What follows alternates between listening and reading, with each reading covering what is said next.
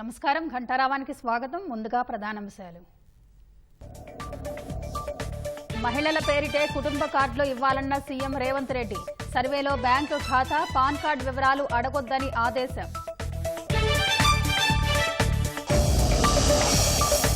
హైదరాబాద్లో 6 జంక్షన్ల అభివృద్ధికి సర్కార్ పచ్చజెండా. 826 కోట్లతో కేబీఆర్ పార్కు చుట్టూ ఫ్లైఓవర్లు, అండర్ పాస్ల నిర్మాణం.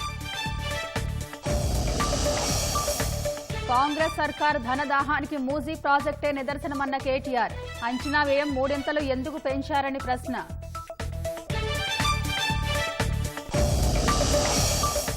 ఐరాస వేదికగా పాకిస్తాన్కు విదేశాంగ మంత్రి జైశంకర్ హెచ్చరిక.